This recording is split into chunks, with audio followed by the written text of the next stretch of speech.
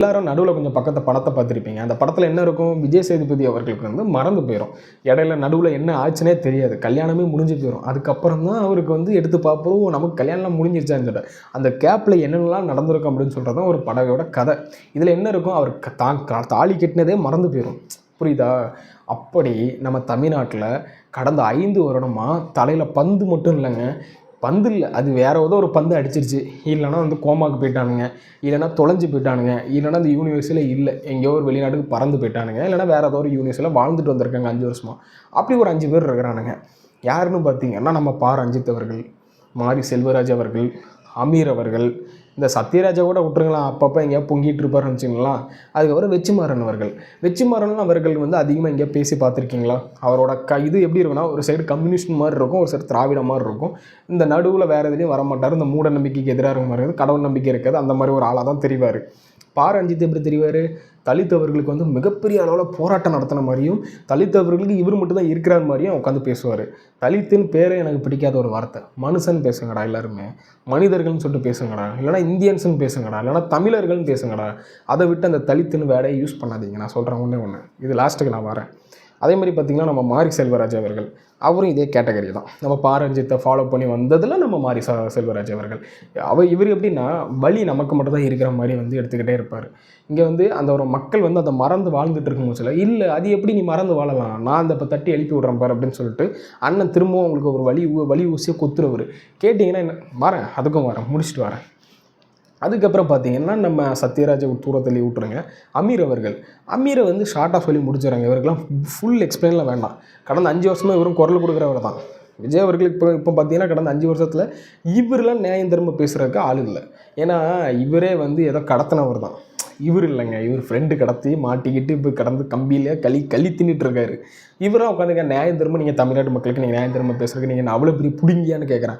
ஏன்டா ஒருத்தன் ஃப்ரெண்டு உட்காந்து ஒருத்தன் தப்பு பண்ணிகிட்டு இருக்கான், நீ அவன் கூடயே சுற்றினவன், அவன் என்ன பண்ணணும்னு உனக்கு தெரியாது. இதை நான் நம்பணும், நாங்கள் எங்கள் தலையில் கேனைன்னு எழுதியிருக்காடா வெண்ண, நீ உட்காந்து தமிழ்நாட்டு மக்களுக்கு உட்காந்துறது நல்லது புத்திமதி சொல்லிட்டு இருக்கா.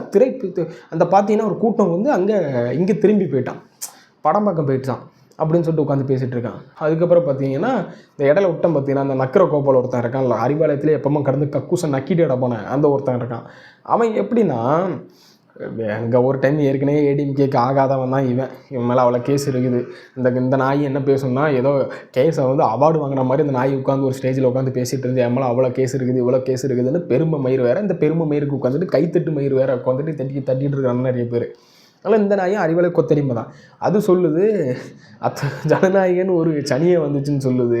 அவனெல்லாம் பெண்கள் இதெல்லாம் வந்து கூத்தடிக்க போயிட்டாங்கன்னு சொல்லுது. ஏன்டா நான் ஒன்று கேட்குறேன், உதயநிதி அவர்கள் படமும் ரஜினிகாந்த் அவர்கள் படமும் மற்ற இதர நடிகர்கள் படமும் வந்து வரும்போது இதே தமிழ்நாட்டு ஆண்கள் பெண்கள்லாம் வந்து கூத்தடிக்க போலையா?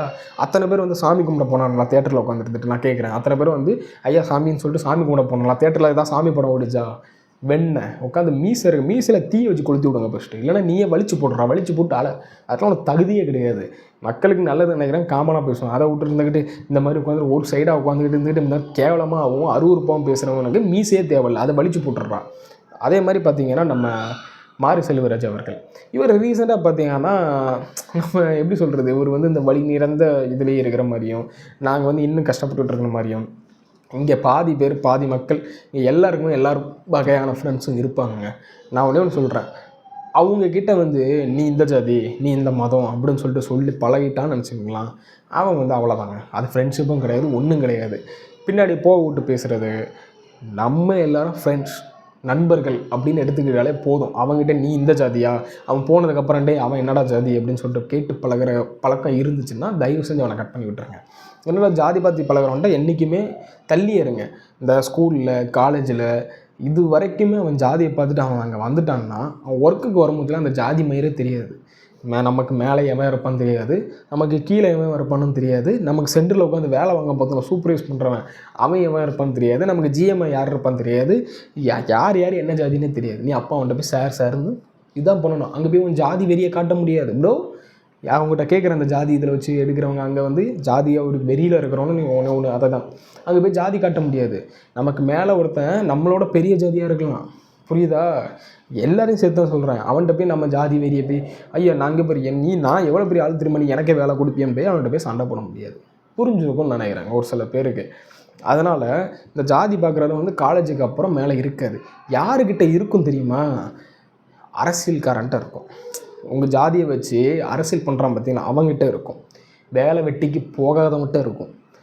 சொந்தமாக தொழில் பண்ணுவான், அந்த தொழிலும் நல்ல தொழிலாக இருக்காது, அவங்ககிட்ட இருக்கும். வேலை வெட்டிக்கு போகாதவன், உன்னை வச்சு படம் எடுக்கிறவன், உன் சமூகத்தை தூக்கி நுப்பாட்டுறவன் அப்படின்னு சொல்கிறவன் மட்டும்தான் சாதி வெறியில் இருப்பான். அவனை ஒரு காலத்துக்கு நம்பாத. அப்படிப்பட்டது தான் இந்த பா. ரஞ்சித்தும் இந்த மாரி செல்வராஜ் அவர்களும்.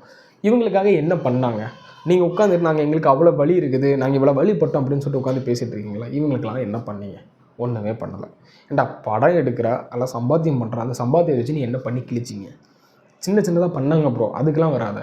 நீ அவங்கள வச்சா நான் படம் எடுக்கிறேன், நீ அவங்களுக்கு ஏதாவது படம் எடுக்கிறான்னு சொல்லிட்டு ப்ரொமோஷனும் பண்ணுறான். அவங்களுக்காக நீ என்ன பண்ணான்? ஒன்றும் பண்ணலைங்க. பண்ணால் பேசலாங்க, ஒன்றுமே பண்ணலைங்க. ஒவ்வொரு ஊரும் எவ்வளோ கஷ்டப்பட்டுட்டு இருக்கு தெரியுமா? சில ஊரில் விவசாயத்தை சார்ந்திருக்க ஊரும், ஒரு சில நல்ல கிராமத்து ஊரில் போங்களாம், சரியான வீடு கூட இன்னும் இல்லாமல் இருக்குது. ஏன்டா அவ்வளோ கஷ்டப்படுறவங்களுக்கு எதாவது ஹெல்ப் பண்ணுங்கடா. கவர்மெண்ட் என்னத்துக்கு இருக்குது அப்படின்னு சொல்லிட்டு கேட்காதீங்க. நீ என்னத்துக்கு இருக்க? அவங்கள வச்சு தானே படம் எடுக்கிற, அப்போ நீ என்னத்துக்கு இருக்கிற? உட்காந்துட்டு அவங்கள வச்சு ப்ரொமோஷன் பண்ணுறா. பேசினா நிறைய பேசலாம், உங்கள் பின்னாடிலாம் பெரிய டாபிக் இருக்குது, பேசலாம். சரி, அதுக்கப்புறம் வெற்றிமாறன் அவர்கள் மேலேயும் நான் வந்து ஒரு நன்மதிப்பு வச்சுருந்தேன். பட் அது கொஞ்சம் கொஞ்சமாக கெடுத்துட்டு வராங்களோ அப்படின்னு சொல்லிட்டு தோணுது. இந்த மாதிரி நடிகர்கள், இயக்குநர்கள் யாருனாலும் பேசலாமான்னு கேட்டிங்கன்னா சமுதாயத்தில் இடம் உண்டு, யாருனாலும் பேசலாம்.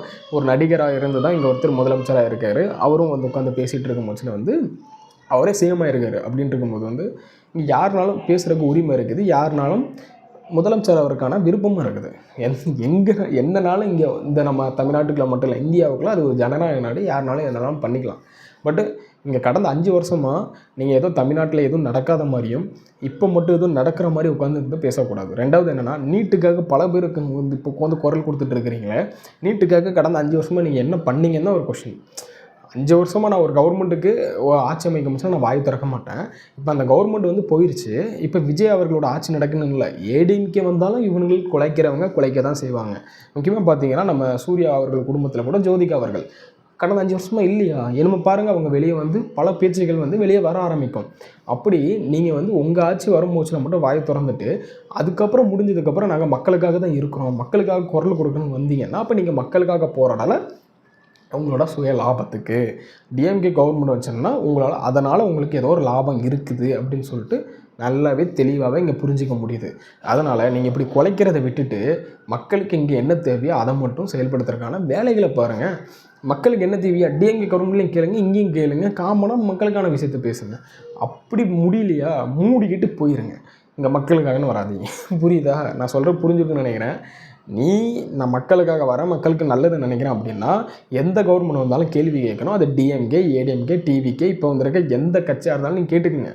அதை விட்டுட்டு டிஎம்கே ஆட்சியை விட்டு போயிட்டுச்சு, நான் அது டிஎம்கே கவர்மெண்ட் 5 வருஷமாக தலைமறைவாயிட்டேன், கோமாவுக்கு போயிட்டேன், இப்போ நீங்கள் டிவிகே கவர்மெண்ட் வந்திருக்கு, இல்லைனா ஏடிஎம்கே கவர்மெண்ட் வருது, அப்போ நான் கேட்பேன் அப்படின்னு சொல்லிட்டு கேட்டான்னா நீங்களாம் வந்து மக்களுக்கு நிற்கல, உன் லாபத்துக்காக நீங்கள் வாயை திறக்காமல் இருந்திருக்கீங்க. இப்போ வாயை திறக்கிறீங்க எது? பிஸ்கெட்டுக்காக. டிஎம்கே பிஸ்கெட் போடுது, நீங்கள் வாயை திறக்கிறீங்க மாதிரி தான் எல்லோரும் எடுத்துப்பாங்க. நீங்கள் அதான் பண்ணுறீங்க.